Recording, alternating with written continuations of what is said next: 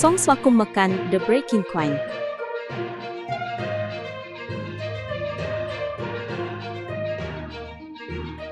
ហើយក្រែន10ថយពីភូមិមួយផ្សេងទៀតនៅសាប៉ូរីសៀក្រោមសម្ពាធនៃការវាយលុករបស់រុស្ស៊ី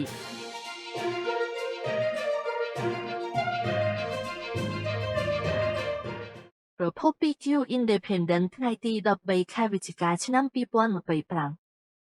កងកម្លាំងអ៊ុយក្រែនបានដកថយពីទីតាំងរបស់ខ្លួននៅជិតភូមិ Privnopilia នៅភាគឦសាននៃតំបន់សាប៉ូរីសៀនៅចុងថ្ងៃទី11ខែវិច្ឆិកានេះបើយោងតាមរបាយការណ៍របស់កងកម្លាំងការពារភាគខាងត្បូងរបស់អ៊ុយក្រែន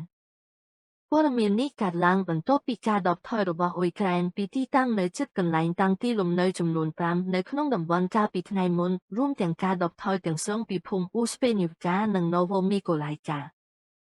កងទ័ពអ៊ុយក្រែនបានដកថយពីភូមិ Privnopilia ទៅកាន់ទីតាំងការពាររឹងមាំជាងដើម្បីការពារអាយុជីវិតរបស់បុគ្គលិករបស់ពួកគេនេះបើយោងតាមកងកម្លាំងការពារភាគខាងត្បូងរបាយការណ៍នេះបានបន្ថែមថាក្នុងពេលជាមួយគ្នានេះការឈានទៅមុខរបស់កងកម្លាំងរុស្ស៊ីនៅក្នុងវិស័យនេះត្រូវបានបញ្ឈប់ទោះបីជាការប្រយុទ្ធគ្នាយ៉ាងខ្លាំងនៅតែបន្តនៅក្នុងតំបន់ផ្សេងទៀតតាមបណ្ដោយខ្សែបន្ទាត់ក៏ដោយនៅក្នុងវិស័យ Oleksandriivka និង Huliapo កងទ័ពរុស្ស៊ីបន្តការវាយប្រហារទ្រង់ទ្រាយធំនិងបានបង្កើនប្រតិបត្តិការវាយប្រហារនៅជិតតំបន់តាំងទីលំនៅ Preview, Zelona ហើយនិងភូមិជាច្រើនទៀតរបាយការណ៍នេះបានសរសេរថាខណៈពេលកំពុងព្យាយាមឈានទៅមុខសាក់ត្រូវបានរងការខាតបង់យ៉ាងធ្ងន់ធ្ងរក្នុងរយៈពេលមួយថ្ងៃកន្លងមកនេះបុគ្គលិករុស្ស៊ីចំនួន58នាក់ត្រូវបានលុបចេញនិងរងរបួសជាង20នាក់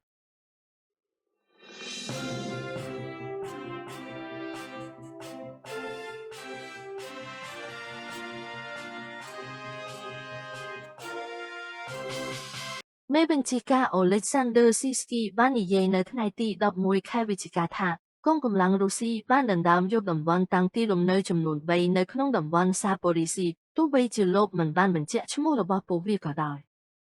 លោក Vladislav Volosyn អ្នកនាំពាក្យកងកម្លាំងការពារភាគខាងត្បូងពីមុនបានពិពណ៌នាអំពីស្ថានភាពនៅក្នុងតំបន់នេះថាពិបាកដោយកត់សម្គាល់ថាកងទ័ពរុស្ស៊ីកំពុងព្យាយាមកេងចំណេញពីអាកាសធាតុមិនល្អដោយធ្វើដំណើរជាក្រុមតូចៗដោយថ្មើរជើងឬម៉ូតូ